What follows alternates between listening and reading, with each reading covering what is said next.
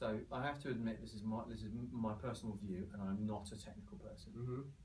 But what I do know is that JLR has been very slow to respond to emergent technological advances. So, for example, you can still buy a Range Rover with an HMI, you know, the screen in the middle of the car, sluggish, it's slow, it's not open access, you know, for developers to get into it. So we've been really slow at that stuff. We're catching up. So the new XE's got a better interface, which is a bit more open, and it's more tuned into customers' lifestyles and what we need. So we're talking about stuff like, so sort of like mid-term stuff. We're talking about looking in the rearview mirror, and the vehicle senses your eye movement, and it does the windscreen wiper. So it's reducing the ergonomic load on the driver. There are algorithms in the ECU which note that you have a high cognitive load when you're driving the vehicle, and won't bother you with a fuel empty sign. It will wait until you're on a straight bit of road, you're not turning in.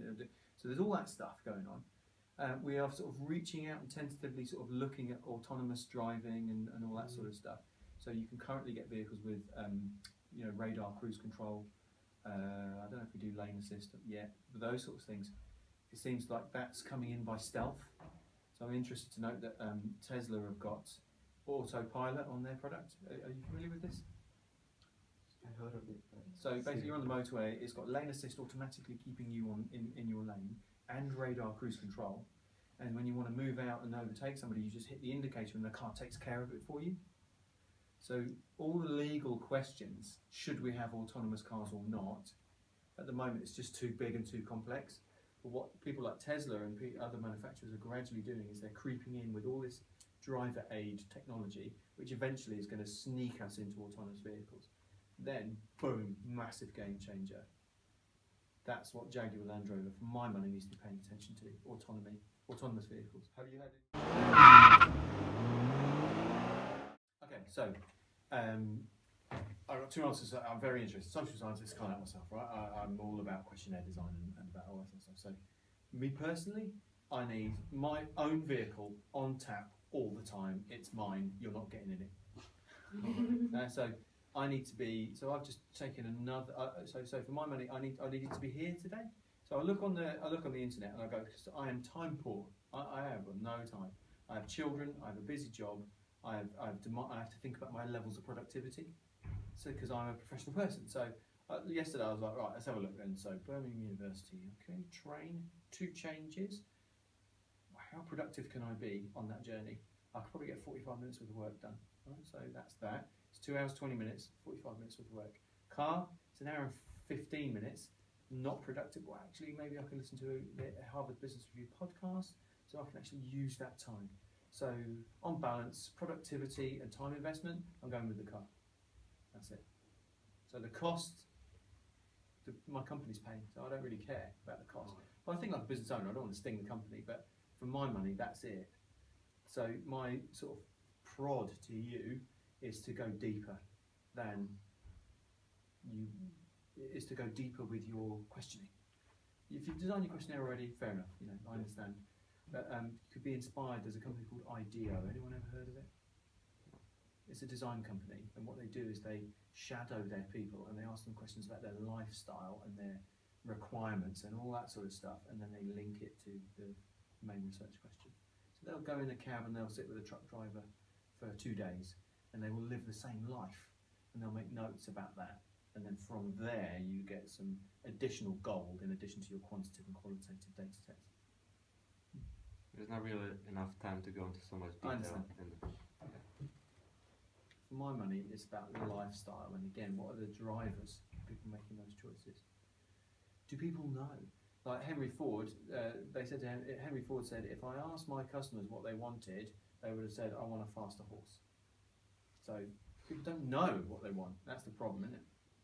Anyway.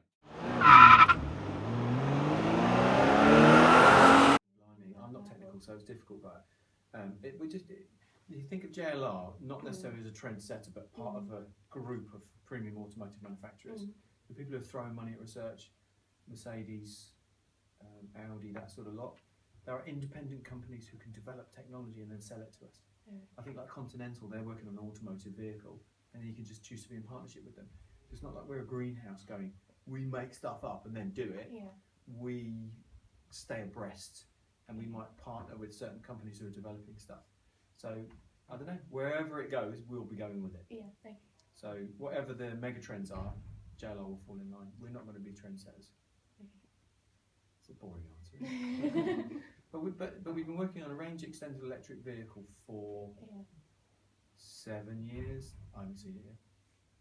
You know, Jaguar Land Rover at the moment, we've doubled our employee base from 15. I'm just keeping an eye on the time because we're nearly out of time.